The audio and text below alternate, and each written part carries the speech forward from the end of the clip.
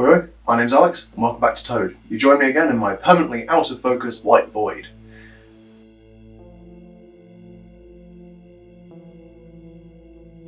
Now, I like the Alpha Legion quite a bit. I love the fact that there's the will they, aren't they, traitors, are they loyalists, who knows what they are, and Amigan is 100% still alive, somewhere. Probably Alpharius as well, knowing the Alpha Legion. But I want to create a Chaos Lord that skirts the line, but is most likely a traitor. So for this, I have turned to several kits. The first being the Phobos Space Marines. Now, bit of an odd choice, I know, but it's a fairly loyalist body, considering it's an actual Space Marine, not Chaos Space Marine. It's a bit bigger as well, which lends itself nicely into the fact that it could even be one of the Primarchs.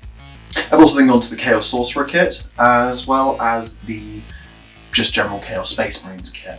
But with that out of the way, let's get to it. To begin with, I took a standard Phobos Marine torso. Mine is a bit dinged up, as he is from an old idea I scrapped. However, any fresh Phobos Marine will do. I first began by removing the Imperial iconography from the chest.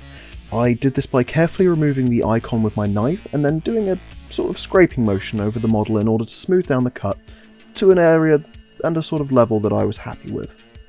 Following that, I then brought in one of the centerpiece parts of the kit bash. This backpack is from the Chaos Sorcerer kit. I feel it makes the Lord feel a tad more special, as well as it having an almost Hydra look to both of the vents on either side. This was attached with simply plastic cement. But I then moved on to the right arm. I wanted the Lord to feel as though he were receiving intel from another member of the Force, and for that I took his arm from the Phobos kit. I used my snips and a knife to remove the majority of the Phobos shoulder pad, as we'll be replacing that in a bit.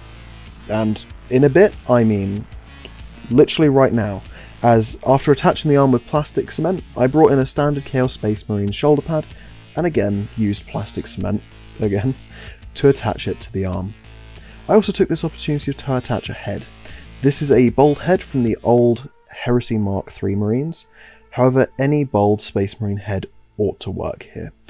I like this one as, again, I have access to it, and I feel it matches some of the artwork, but it's up to everyone's interpretation. For the left arm, I started off with a Tactical Squad left arm, holding a bolt pistol. I used my scalpel to remove the bolt pistol from the hand, where I then took in a normal Chaos Space Marine bolt pistol, specifically the one that looked the least corrupted, and again removed it from the hand. I glued the Chaos Bolt pistol to the Loyalist arm, where I then made a cool scope thing by removing this back scanner from the Phobos Kill Team sprue and glued it on top of the pistol after shaving down some of the more spiky elements.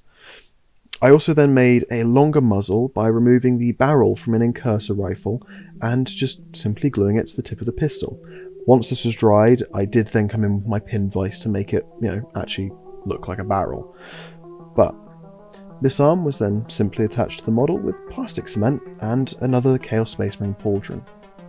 I then used this as a good opportunity to attach some pouches and a heavy weapons helmet from, again, the standard Chaos Space Marine kit. These were all attached to the belt, as I felt any Alpha Legion operative would be a harder miss to lose their helmet in the middle of a battle. But for some interesting extras, I then took a blob of green stuff and placed it over the chest, where I flattened it over the entire sections of the chest, and used a scalpel to cut a series of intersecting lines to look like scales going down the chest.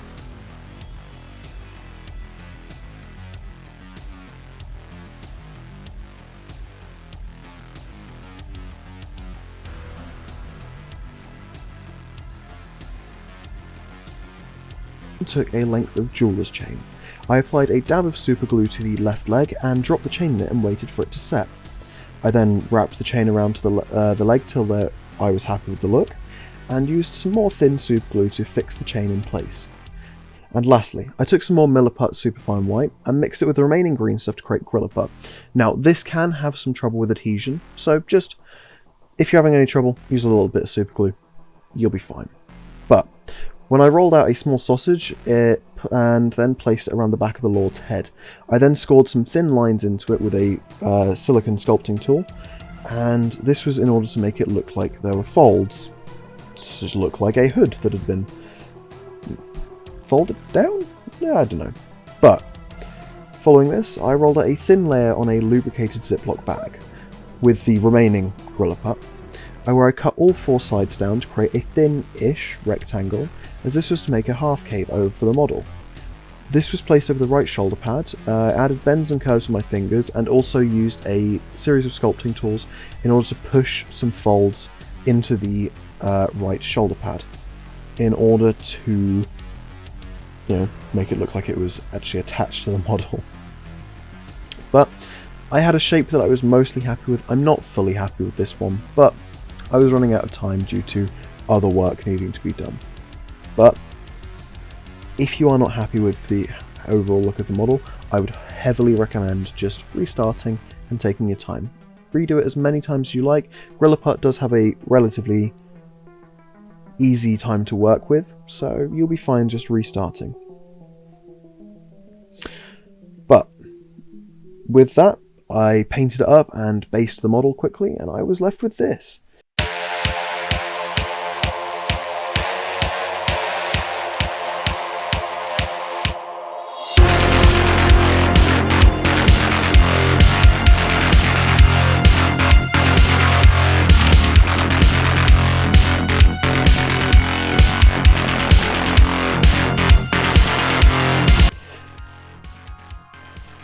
I know my camera work hasn't been the greatest lately, but I am doing my best to improve. Just bear with me, please. But with that, I hope you have a wonderful day, and to see you next time, where I'll be adding to my list of models from the Loyalist line being corrupted. Anyway, ta-ta!